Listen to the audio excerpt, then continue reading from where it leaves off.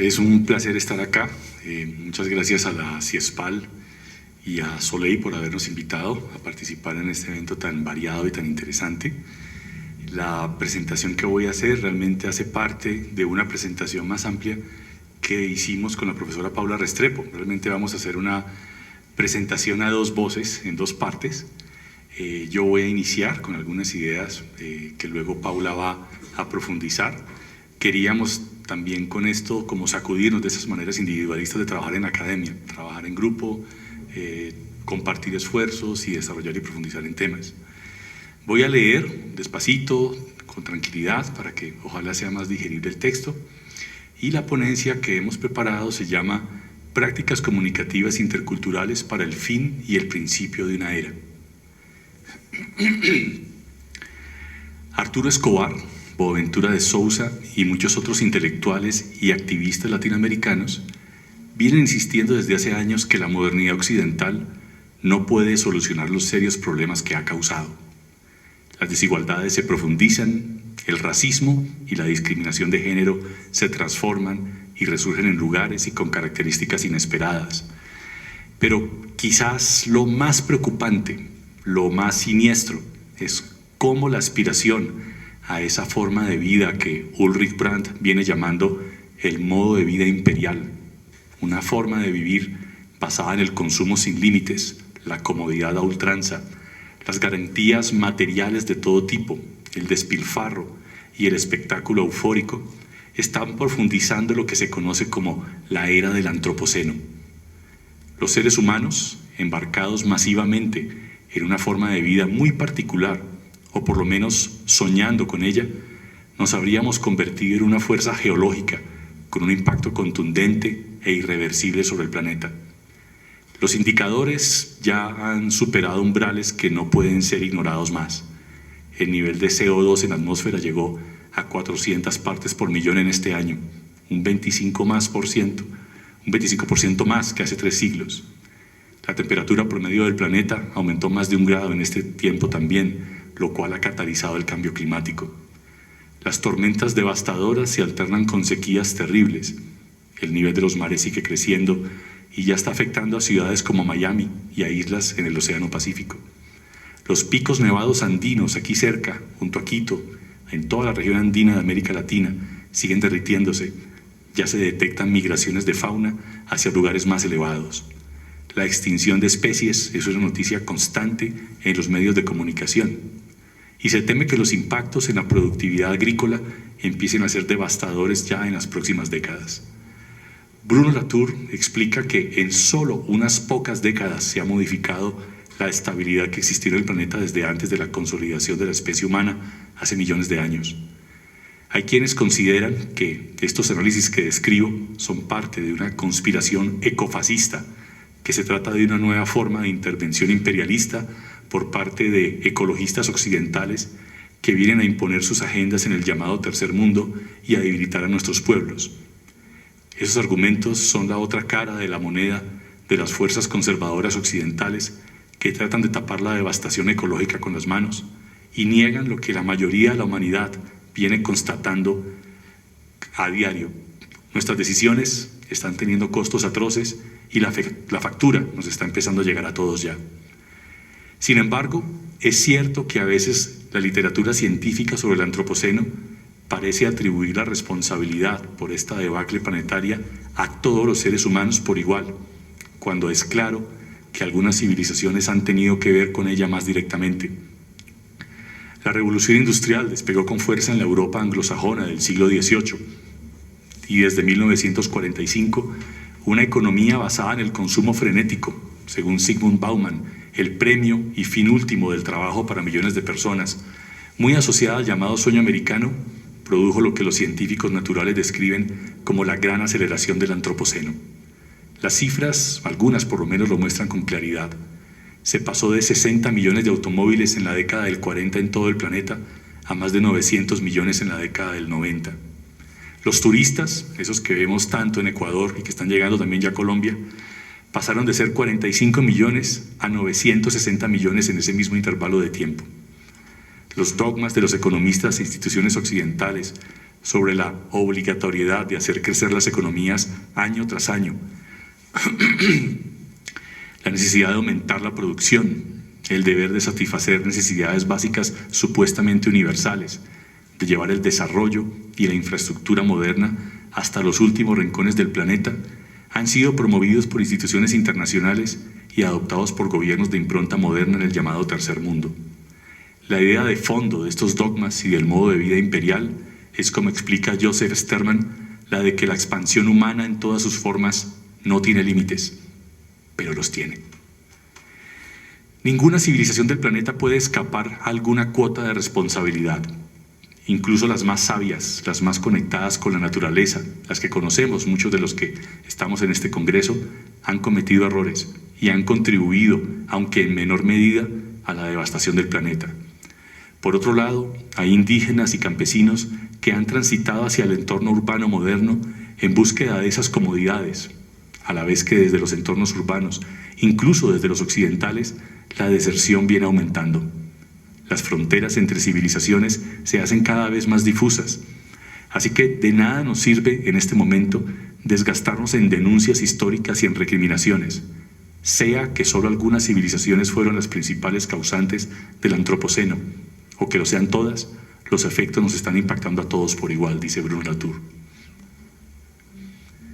Las advertencias sobre lo que estamos viviendo y sobre lo que se avecina han sido múltiples. Los sabios de nuestras comunidades indígenas, afro y campesinas, algunos académicos y activistas urbanos, pasando por las feministas, han formulado alertas y llamados al cambio de rumbo desde hace décadas. Han señalado los límites al crecimiento o su falacia. Pero la inercia civilizatoria es fuerte, la promesa del desarrollo es atractiva, las mieles del confort placenteras y el espectáculo del consumo difícil de resistir. Latour se preocupa de que pareciera que ahora es la historia humana la que se quedó quieta, estática, la inmodificable, y fuese la historia natural la que estuviese desbocada. Slavoj Žižek teme que a pesar de que hay una conciencia cada vez más difundida de que el sistema capitalista está generando la destrucción del planeta, aún así todos queremos seguir viviendo en él y esperando disfrutar de sus cada vez más desiguales beneficios. Un periodista radial colombiano con cierto reconocimiento preguntaba a su audiencia hace algunos meses: ¿entonces qué hacemos? ¿Nos quedamos verdes y pobres? Esa pregunta resume la lógica de autolegitimación de varios gobiernos de nuestra región latinoamericana. Pero como explica Žižek, quienes viven en la utopía no son quienes quieren otras formas de vida, sino quienes le apuestan todavía a ese modo de vida imperial.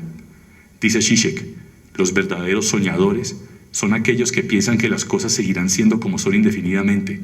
Nosotros no somos soñadores, somos los que estamos despertando de un sueño convertido en pesadilla. Paula Restrepo lo dice de manera contundente: la realidad de la devastación ecológica está a la vuelta de la esquina, y si no empezamos desde ahora a construir alternativas, el planeta mismo nos va a obligar a hacerlo, tal vez cuando ya sea demasiado tarde. Pero, ¿existen alternativas? ¿Hay otras formas de vivir que no profundicen el antropoceno? Y si las hay, ¿son formas de vida que podamos aceptar, que consideremos dignas o cuando menos tolerables, que puedan ser una opción real frente al modo de vida imperial tan atractivo? A veces pareciera que no hay opciones. Según David Graeber, en estos tiempos de neoliberalismo, especulación financiera y espectáculo mediático, parece que no hay más opciones. Los políticos, los CEO, los burócratas del comercio internacional han hecho un trabajo lamentable creando una economía capitalista mundial globalizada, pero han logrado convencer a las mayorías de que el capitalismo es el único sistema económico viable y el modo de vida imperial el único que podemos desear. Para lograrlo, han constituido lo que Graeber describe como un gran aparato de desesperanza, un aparato que nos lleva a bajar los brazos y a resignarnos a un modo de vida que supuestamente sería el único posible, pero sobre el que se cierne la sospecha de que no tiene realmente futuro. Lamentablemente, ese aparato es muchas veces reforzado por sectores críticos de la academia, obsesionados por el análisis del poder, que terminamos reificándolo e invisibilizando sus contradicciones y grietas, e ignorando las opciones que se están construyendo. Ese aparato de desesperanza, que incluye a muchos de nosotros académicos también, despliega una impecable e implacable campaña contra la imaginación humana el deseo y la creatividad. Se intenta que toda esa energía creativa disidente solo sea canalizada en el ámbito del consumo o en los mundos virtuales de Internet. Desde las ciencias naturales, las opciones propuestas son escasas. Crutzen, el autor del concepto de antropoceno, solo puede vislumbrar opciones modernas para enfrentarlo. Por ejemplo, dejar que el mercado, al encontrar límites, formule alternativas menos perjudiciales. En la misma tónica están los defensores del mal llamado desarrollo sostenible. ¿Sostenible para quién? ¿Sostenible hasta cuándo? Ulrich Brandt teme que la utopía capitalista nos lleve a una condición planetaria terrible, en la que algunos afortunados, gracias a su dinero, puedan pagarse el agua, la vivienda y el alimento que las grandes mayorías no podrán, en medio de cataclismos climáticos y humanos sin precedentes. Crutzen también consideró que la ciencia y la tecnología modernas podían encontrar formas de impactar el medio ambiente para solucionar o por lo menos atenuar los impactos humanos a gran escala, pero su temor es que esas acciones de macrogeoingeniería tengan consecuencias impredecibles. Volviendo al comienzo de esta presentación, se sigue insistiendo en soluciones modernas a problemas causados por la modernidad. El último foro de la Asociación Internacional de Sociología, que se celebró en Viena el pasado mes de julio, tuvo un tema central muy interesante. Se llamaba Los futuros que queremos. Ese tema se viene debatiendo en muchos sectores activistas y académicos. Tengo entendido que en Bolivia también hubo un congreso reciente sobre este tema. ¿Cuáles son los futuros en plural que queremos, teniendo en cuenta los presentes que tenemos? Se han dado múltiples respuestas, pero hay un grupo de ellas que quisiéramos abordar en las ponencias que Paula y yo preparamos para hoy. Son relacionadas con los pensamientos desde el sur. Como académicos, como seres humanos en esta era del antropoceno, nos preguntamos, ¿qué pasa si creemos que el objetivo de la teoría no es solo ampliar y profundizar los conocimientos mediante la confirmación de la que ya sabemos, que el mundo está lleno de crueldad, miseria y pérdida, que es un lugar de dominación y opresión sistémica? ¿Qué pasa si le pedimos a la teoría hacer algo más, como ayudarnos a ver las aperturas, que nos ayuda a encontrar la felicidad, a proveer un espacio de libertad y de posibilidad? Lo primero que constatamos es que el estado de cosas en el que estamos no está dejando indiferente a la gente alrededor del mundo. Quiero mostrar una animación que produjo hace poco tiempo un estudiante de doctorado en Estados Unidos con datos de las protestas a nivel mundial en todo el planeta desde 1979 hasta el año 2013. Esa animación va mostrando un panorama de cada vez mayor agitación en el sistema mundo. No sé si la podamos mostrar. Los datos no son del todo confiables en el de, entre comillas, tercer mundo, pero empiezan a aparecer algunos puntos. ¿Sí se están viendo o no?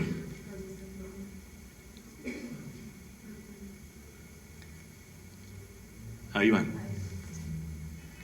Son supuestamente sitios donde ha habido movilizaciones sociales en el planeta desde el año 79 en adelante. Y los va mostrando mes a mes, ¿no? Los va mostrando todo el planeta. A veces pareciera que la gente está quedándose quieta, que está siendo pasiva cuando todo eso está ocurriendo, pero el mapa se va coloreando cada vez más, lo cual puede preocupar a gobiernos o a muchas personas en el mundo, pero a otros nos da esperanza de que se está avecinando una protesta tan generalizada y tan masiva que vamos a vivir en nuestro tiempo de vida, ojalá permita llevarnos a un punto distinto. Voy a seguir presentando el tema, desarrollándolo mientras ustedes ven este fogoneo ampliado, ojalá esperanzador para ustedes también. En segundo lugar, no toda la gente está sumida en el cinismo, la pasividad o la desesperanza. Más que protestas, muchos de estos movimientos generan acciones propositivas. Los designios del poder colonial y de la colonialidad nunca han dejado de ser enfrentados. Creemos que muchos de los futuros que queremos ya fueron o están siendo creados, aunque seguramente tenemos que crear muchos otros más. Algunos de esos futuros provienen de las universidades y los centros de investigación, pero creemos que muchos, tal vez la mayoría, vienen de los colectivos y los pueblos que se han resistido, estigmatizados, invisibilizados o perseguidos. Resistencia en la cotidianidad y en el sentido propositivo que le han dado los zapatistas a ese término. Los conceptos de buen vivir, por ejemplo, surgieron en comunidades indígenas de la Sierra Andina, de la región andina suramericana.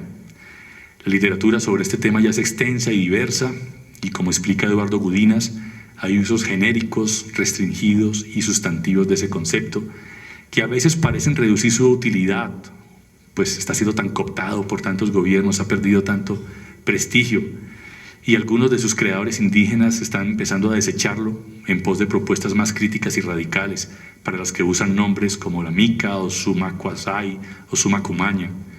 Pero creemos que la sugerencia que hace Gudinas de no desechar el concepto de buen vivir, de usarlo de manera sustantiva, como camino en el antropoceno y como propuesta múltiple, como constelación de alternativas y de prácticas en interacción intercultural es potente.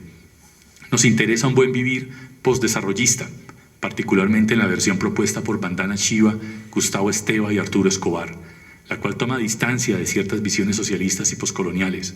Estas últimas todavía insisten en el ideal del desarrollo, pero tomando cierta distancia de las perspectivas occidentales y viviéndolo de formas locales. Shiva, Esteva y Escobar denuncian el mito del desarrollo y sus variantes y lo comprenden como mal vivir.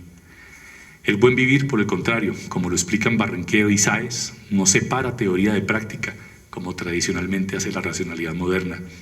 Es en sí mismo un conjunto localizado de prácticas de vida en comunidad y en relativa armonía con la naturaleza que expresan saberes, conocimientos encarnados.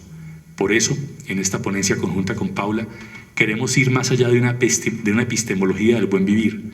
Como dicen los indígenas Nasa del sur de Colombia, la palabra sin acción es vacía, la acción sin palabra es ciega, la palabra y la acción por fuera del espíritu de la comunidad es la muerte. El buen vivir se materializa en prácticas y la reflexión sobre sus epistemologías asociadas no debe perder de vista su dimensión material y cotidiana. No es una cuestión de azar que las propuestas de buen vivir hayan surgido en los Andes suramericanos. Como señalan Barranquero y Sáez, existe una coincidencia espacial entre las regiones del mundo que hoy preservan una mayor biodiversidad y aquellas en las que existe mayor riqueza cultural y lingüística, y en las que predominan poblaciones rurales, indígenas y campesinas. También debemos advertir que a veces cuando hablamos de buen vivir en América Latina, pensamos etnocéntricamente. Creemos que somos los únicos que queremos vivir distinto en el mundo del antropoceno. Corremos el riesgo de creernos islas y pensar que no tenemos nada que aprender de otros esfuerzos, de otros futuros, de otras formas de vivir en el presente. En realidad, las alternativas a la modernidad se vienen construyendo en múltiples ubicaciones del sistema mundo, que incluyen América Latina pero la trascienden. Irán, la India, China, los aborígenes australianos, diversos pueblos africanos. Las prácticas del buen vivir deben encontrar referentes, apoyos, aperturas y cuestionamientos en tradiciones o formas de vida compatibles, como el llamado Fakur o Kuana'at en Irán. Varios pueblos africanos hablan del Ubuntu. Hay paralelos entre formas del budismo zen y de buen vivir. Y la literatura académica reciente también está comparándolo con lo que pensadores europeos llaman de crecimiento o desmaterialización. Tender puentes con esas otras alternativas o futuros posibles puede enriquecer los nuestros. Creemos que la creación o el fortalecimiento de redes interculturales puede darnos nuevas ideas, ayudarnos a construir presentes y ampliar nuestra gama de herramientas para construir futuros, para intervenir en nuestra realidad. Muchos de los llamados movimientos sociales, actores colectivos o sociedades en movimiento que vienen formulando o viviendo alternativas a la modernidad que podemos llamar de buen vivir para enfrentar el antropoceno, convergen en ciertos elementos. Ya no le apuestan a reivindicaciones modernas, ni al desarrollo. Lo que buscan no es inclusión en un orden fracasado. No quieren más o mejor Estado, ya no más pedir al Estado. Por el contrario, le apuestan a la autonomía, le apuestan a la comunalidad, a la comida limpia de transgénicos y de químicos malsanos, con ingredientes locales producidos de acuerdo a los ritmos reales de la naturaleza. Le apuestan a formas autónomas de educación que no exporten jóvenes hacia trayectorias de supuesto ascenso social, sino que los conecten con su territorio y con su propia gente. Le apuestan a los datos y al conocimiento abiertos. Son actores colectivos que aceptan vivir en condiciones sostenibles que desde ciertas miradas se podrían entender como pobreza o austeridad, pero que rechazan la miseria, la pérdida de su potencia de actuar y de sobrevivir en condiciones dignas. Se reconocen parte de la naturaleza, buscan ser expertos de su territorio, pero no para explotarlo de forma destructiva, sino para convivir en él, cuidándolo y cuidándose. Saben que el crecimiento desmedido de las ciudades crea una carga desmesurada sobre el territorio y que hay que contener o transformar esa expansión, llenándola mientras tanto de huertas urbanas, bicicletas, sistemas alternativos de energía y reciclaje. Buscan vivir de maneras sanas para no depender de una medicina ajena que fomenta la dependencia y sostiene las vidas más allá de lo digno. Son movimientos que no buscan imponerle nada a nadie ni dictar cómo o a quién se ama. Son sociedades en movimiento, sin liderazgos permanentes o verticales, formas de democracia radical localizada y reflexiva, con inevitables desacuerdos, contradicciones y conflictos. No los podemos idealizar, pero reconocen en su diversidad una de sus fortalezas. Según Arturo Escobar, estos movimientos están a la vanguardia del pensamiento y la acción contemporánea. ¿Qué papel juega la comunicación en esas otras formas de vivir la vida y actuar como colectivos? ¿Qué tipo de comunicación se vislumbra en los movimientos y cómo puede ayudarles a alcanzar sus objetivos políticos? ¿Cómo se da esa comunicación intercultural que puede enriquecer nuestras ideas y prácticas de buen vivir?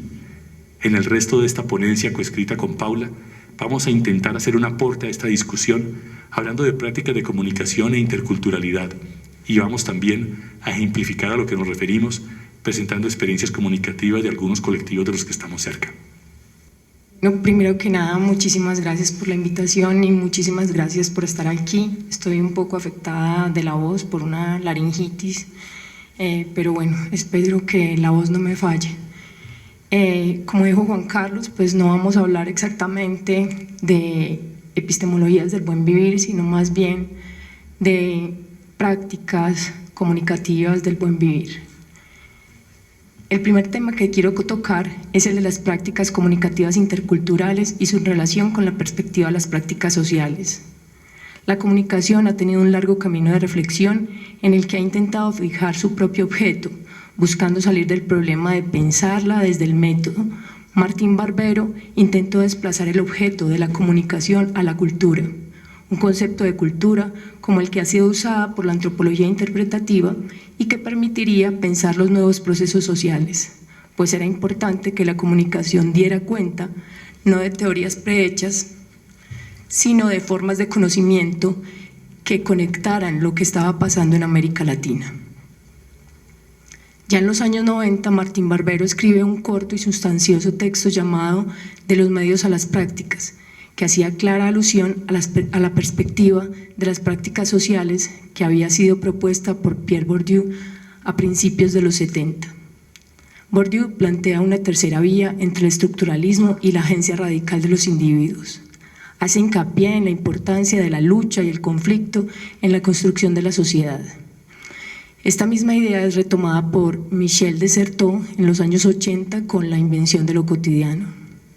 Laila Abu-Lughod señala que además de buscar una perspectiva teórica intermedia, la propuesta de las prácticas también busca desembarazarse de la noción de cultura, al ser un concepto que empieza a ser cada vez más incómodo. Aunque permitió superar la esencialización promovida por la idea decimonónica de raza, la noción de cultura se hace incómoda e inapropiada porque, en primer lugar, sufre un proceso de inflación, una explosión de su uso en innumerables ámbitos de la vida, tanto en la arena empresarial como en la gestión cultural o los movimientos sociales de diverso cuño.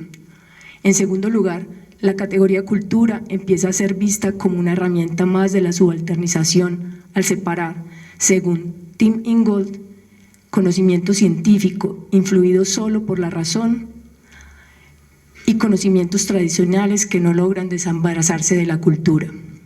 Y en tercer lugar, la manera de aproximarse a ella, la metodología que habían planteado científicos sociales como Geertz, Durkheim, Turner o Levi-Strauss.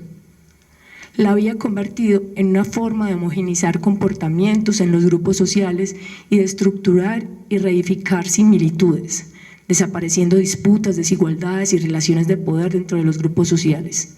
Eduardo Restrepo propone entonces abolir el concepto radicalmente como objeto de la antropología, mientras Arturo Escobar prefiere hablar de ontologías. Y habla, por ejemplo, de ontologías relacionales, señalando así que no se trata de diferentes formas de ver una misma realidad, sino de diferentes realidades o mundos, y eso tiene unas implicaciones políticas muy radicales.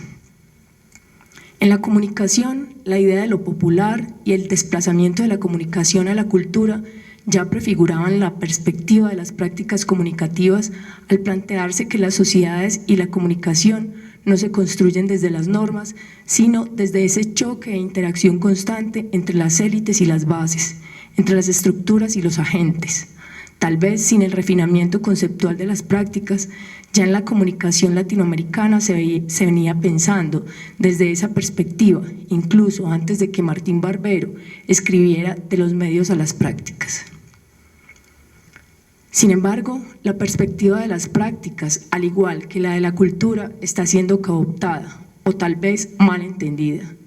En la comunicación se comienza a hablar de las prácticas solo como lo que se hace, sin hacer alusión a toda esa dimensión de colonización, descolonización política, ontológica y epistémica.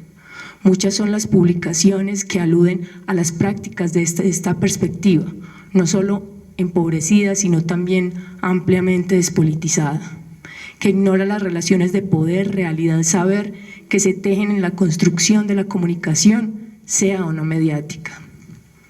Apoyándonos en todas estas discusiones, nuestra propuesta de prácticas comunicativas se puede sintetizar en los siguientes puntos. Voy a plantear 8 puntos.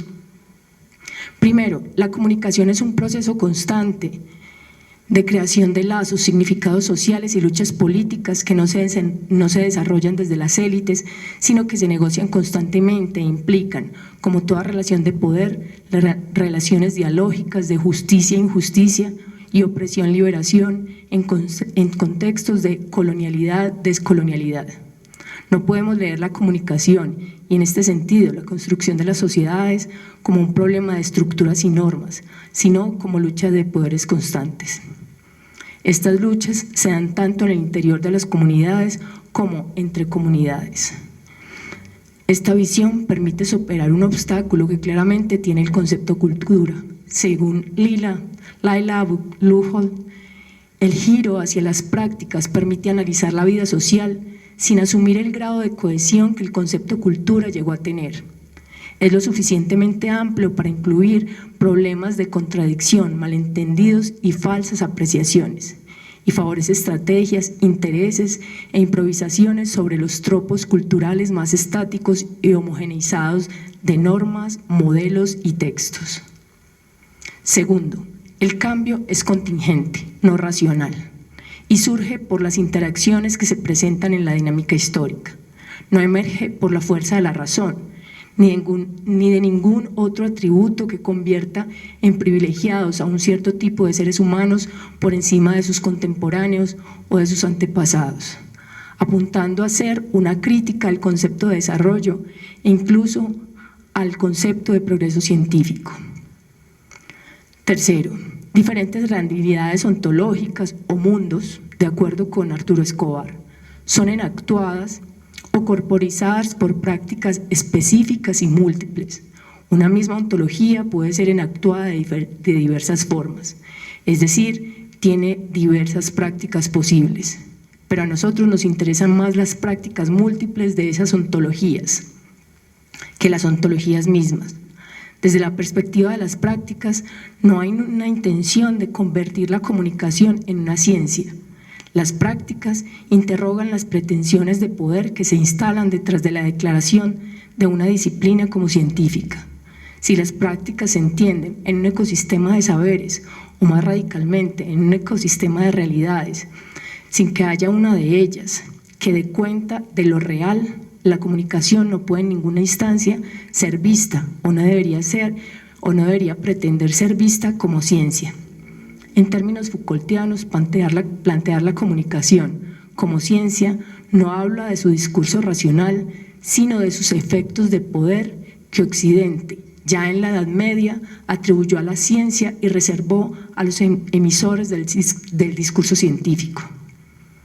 La perspectiva de las prácticas debe contribuir a los procesos de liberación de los saberes sometidos, o en todo caso no truncarlos. Cada práctica ha de entenderse dentro de los límites de los saberes que la constituyen, unos saberes situados y vampiros. Los saberes vampiros, tal como lo propone Paul Beatriz Preciado, destacan que en sus procesos de constitución Todos los saberes se vampirizan, beben los unos de los otros, evitando así una perspectiva epistémica individualista. Todo saber es un saber contaminado. Cuarto, metodológicamente las prácticas operan un desplazamiento de las estructuras y las normas a los procesos. Las primeras, de acuerdo con Paul Feyerabend, operan un empobrecimiento de todo acontecer vital y han sido desde los presocráticos la base del realismo científico. Los segundos, los procesos, apuntan en cambio al análisis de casos particulares, sin generalizar. Lo más importante es, según Renato Rosaldo, la pregunta por cómo las estructuras recibidas dan forma a la conducta humana y cómo a su vez la conducta humana altera las estructuras recibidas.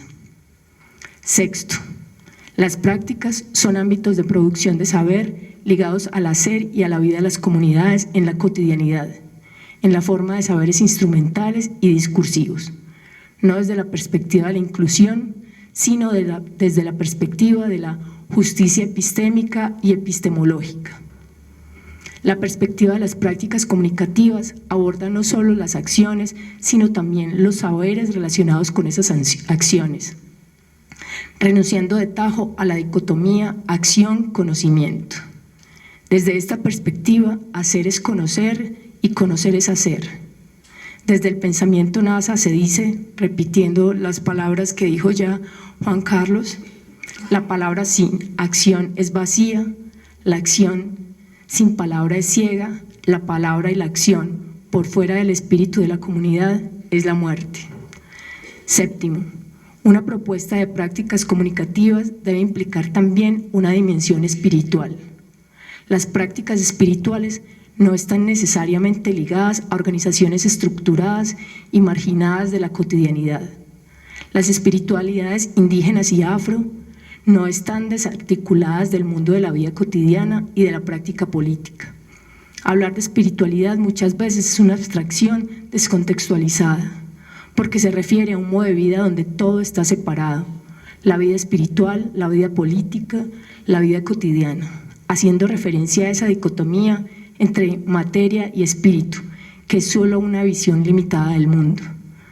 Más bien podríamos hablar de filosofía, no en el sentido hegeliano del pensamiento cristalizado de una época, sino en el sentido de modo de vida y de práctica de comunicación entre seres humanos, seres inmateriales y espíritus de la naturaleza, como la experiencia de vivir en el mundo como parte de un tejido comunitario que trasciende la materia y las explicaciones lógico-racionales.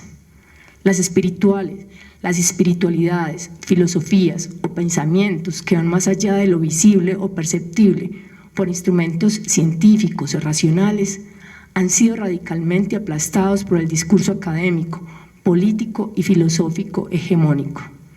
También lo han sido las formas de espiritualidad occidentales que siguen agonizando en medio de ambientes tóxicos de secularismo fundamentalista.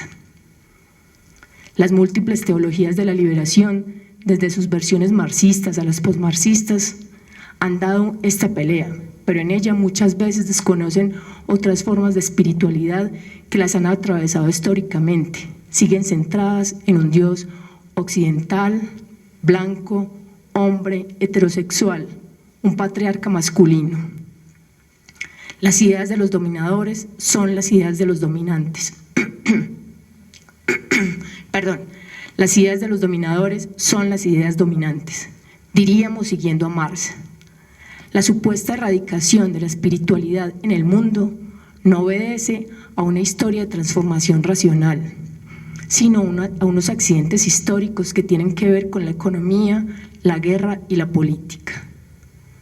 Octavo, toda práctica está inserta en una dimensión material, apuntaría Raúl Fornet Betancourt. Tal vez por su familiaridad con la propuesta culturalista derivada de la antropología interpretativa, la comunicación se queda muchas veces en sistemas de símbolos compartidos y construidos colectivamente, apoyado en un concepto simbólico de cultura. Esta manera de aproximarse a la cultura que Arturo Escobar llama Cultura como estructura simbólica ha sido duramente criticada por dejar intacta la idea de universo único y también por olvidar el sustrato material de la vida, el mundo social y el poder. En segundo y último lugar, quiero tocar el tema de la relación entre las prácticas comunicativas de las sociedades o pueblos en movimiento y los futuros de los que nos estaba hablando Juan Carlos hace un momento. Sociedad en movimiento es un concepto de Raúl Sibeki, uruguayo, que busca entender las movilizaciones en el contexto latinoamericano, por fuera de marcos teóricos organizacionales que han visto históricamente a nuestros movimientos sociales como estructuras en déficit. En un texto reciente, Anastasia Cavada, en un texto de este año, ella se refiere a la comunicación en los movimientos sociales no como un elemento más entre todos los que es posible estudiar, sino como el centro del debate cuando vamos a hablar de movimientos sociales. Las sociedades en movimiento, vistas desde esta perspectiva, son sistemas abiertos que se van constituyendo y reconstituyendo constantemente a través de la comunicación. La comunicación entendida como no como producto, sino como proceso. En la comunicación, lo popular, la cultura y las prácticas siguen un mismo camino, y en ese camino, según María Cristina Mata, ha sido obstaculizado por la academia, porque desde esta perspectiva no se investiga sobre los otros, sino que se trabaja con ellos, hombro a hombro, pues se les está reconociendo radicalmente un estatus ontológico, político y epistémico. Por un lado, ya ellos no aceptan otras maneras, por su empoderamiento, y por otro lado, ya no se trata de un ellos versus un nosotros, los académicos. Esa distinción es muy borrosa y lo es desde hace mucho tiempo en América Latina. La actividad de estudiar los movimientos como objeto de investigación todavía existe, pero cada vez se hace más difícil ejercerla e incluso defenderla sin atender a las nefastas consecuencias del extractivismo cognitivo. Hemos partido de la crítica al concepto cultura que se viene haciendo desde diversos sectores de la academia. La interculturalidad tendría entonces también que atender a esta crítica. Sin embargo, al igual que con la crítica al concepto cultura, encontramos una dificultad operativa, y es que desde múltiples resistencias se continúa usando ambos términos y se defienden desde una perspectiva crítica y crítico-liberadora, en oposición a la visión funcional que es el modo en que la interculturalidad ha sido cooptada por instituciones diversas. Continuamos, por tanto, usando la cultura y la interculturalidad desde sus perspectivas más políticas, no descriptivas ni funcionales. La interculturalidad en este sentido tiene que ver no con la noción de relacionalidad o con el diálogo simbólico, sino con la búsqueda de justicia social, justicia material, justicia epistémica y justicia ontológica. Los zapatistas dicen que para realizar la interculturalidad dos condiciones son necesarias. Primero, el anticapitalismo y segundo, dejar hundir el barco del conocimiento en donde las ciencias son el capitán, dejarlo hundir enfrente de un archipiélago. Para salvarse, cada forma de conocimiento se refugiaría en una de las islas del archipiélago. El conocimiento científico sería así, habitante de una sola isla que tendría que comunicarse en igualdad de condiciones con los otros conocimientos. Otra alternativa para pensar el tema de la interculturalidad y la cultura puede estar en pensar la interculturalidad como espacio de encuentro y renovación desde abajo, de prácticas, íbamos a decir de innovación, pero pues como ya también es una palabra tan cooptada, pues decidimos no utilizarla.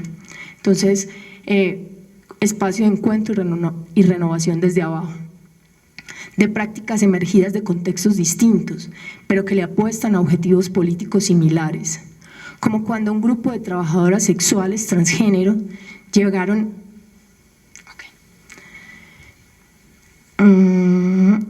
al Festival de la Digna Rabia, al Festival de los 15 años del levantamiento zapatista en Chiapas, y enfrente de los comandantes y las comandantas zapatistas atónitos, y después de lanzar la arenga, la esquina para quien la trabaja, haciendo clara alusión a la otra arenga que conocemos muy bien de la tierra para quien la trabaja, hacen un striptease. De esos encuentros surgen formas híbridas e inéditas de resistencia y formas vampiras de saber. Las prácticas que se han querido silenciar, que han sobrevivido en capas complejas con diferentes grados de relación con las hegemonías, que ahora necesitamos para habitar este mundo en crisis y para pensar futuros posibles, están, es cierto, en las comunidades indígenas y afro, en las comunidades campesinas también, en sus resistencias que han ido construyendo una capa de mundo distinta a la que vemos como aparato de desesperanza. Esta ha sido la plegaria expandida desde hace mucho tiempo por intelectuales como Arturo Escobar, Noam Chomsky o Aventura de Sousa Santos. Pero también están en las ciudades, en los barrios y en esas formas complejas de relación entre lo rural y lo urbano que se han ido tejiendo a través de siglos de luchas y resistencias en formas explícitas a través de colectivos y en formas más camufladas a través de lo que James Scott llama infrapolíticas. En América Latina hay luchas indígenas, afro y campesinas, pero también luchas urbanas, mestizas, que vemos como prácticas comunicativas interculturales que se vienen librando desde hace siglos y que ahora tienen la forma de lucha contra el turismo, contra el extractivismo minero, por la vida y por la comunalidad. Voy a hablar brevemente de 3 de ellos. Desde hace más de una década, algunas comunidades de las etnias Kogi, Arhuaco y Wiwa se empezaron a organizar en un esfuerzo por visibilizarse y encontrar aliados para salvarla de la degradación y la desaparición, lo que ellos llaman el corazón del mundo, la Sierra Nevada de Santa Marta en la costa norte colombiana. Ese esfuerzo se materializó en la producción de varios documentales que han dado sus frutos políticos como proceso y como producto, permitiéndoles convertirse en negociadores políticos de su ontología y sus prácticas. Segundo, los pueblos afro e indígenas en Colombia han tenido diferentes tipos de acercamiento y conflicto, pero algunos de ellos le presentaron al gobierno recientemente su propuesta de proceso de paz, que de acuerdo con la lideresa afro, Francia Márquez, implique afrontar el racismo, la desigualdad y la violencia contra los pueblos indígenas y afrocolombianos. Pero también una propuesta que cuestione el paradigma del desarrollo, el paradigma de la escasez y el atraso. Y en últimas, que tenga en cuenta esas prácticas relacionales que han sido subalternizadas. De los 20 folios que presentaron solo quedaron 3 y saben que lo que viene es una lucha contra el desarrollo en la forma de empresas turísticas, mineras y campos de soya transgénica, palma africana o agricultura industrial para la producción de biocombustibles, pero la apuesta en la que ponen en peligro su vida por su buena vida son esas prácticas relacionales y comunales. Tercero, el movimiento de la agricultura urbana en diversos lugares del mundo ha ido articulándose al movimiento de los datos abiertos y el conocimiento libre. Plataformas comunicativas que buscan desarrollarse estructuralmente de acuerdo con los mismos criterios éticos y epistemológicos que se desarrollan en los encuentros cotidianos de siembra, intercambio de semillas, preparación comunitaria de alimentos y generación y circulación de saberes. De acuerdo con Ofra y Luna, no es suficiente con hacer públicos los procesos y empoderar a quienes los desarrollan. También es necesario pensar en que las plataformas que albergan esas memorias sean igualmente abiertas. Debe haber una articulación radical entre las intenciones éticas, políticas y epistémicas y las plataformas tecnológicas que se articulan en ellas. Estas prácticas urbanas se han sabido articular desde las condiciones de las ciudades, con saberes y prácticas campesinas, indígenas y afro, pero también con prácticas barriales de vecinalidad que buscan generar territorio en la ciudad, rehacer el tejido social allí donde se haya perdido. Y tal como dice la lideresa afro Charo Mina, hacer pueblo, porque ante la crisis actual el pueblo es necesario, tanto en el campo como en las ciudades. Desde estas prácticas comunicativas se están discutiendo el mundo y su futuro en una apuesta por el buen vivir y la comunalidad. Prácticas donde el agua, la resistencia a la minería, tanto de datos como de materias primas, el conocimiento, el aire, la autonomía alimentaria o la resistencia al consumo son protagonistas. Y en todas esas formas vitales, la comunicación está en el centro, porque está en el centro de la construcción de comunidades que resisten y de la constitución del conocimiento y sus formas de producción y circulación. Las ciudades no son lugares perdidos, como argumentan muchos defensores de las prácticas, ontologías y epistemologías relacionales. En las ciudades están convergiendo, en medio de las relaciones complejas con diversos actores institucionales, prácticas de comunalidad y buen vivir. Muchas gracias.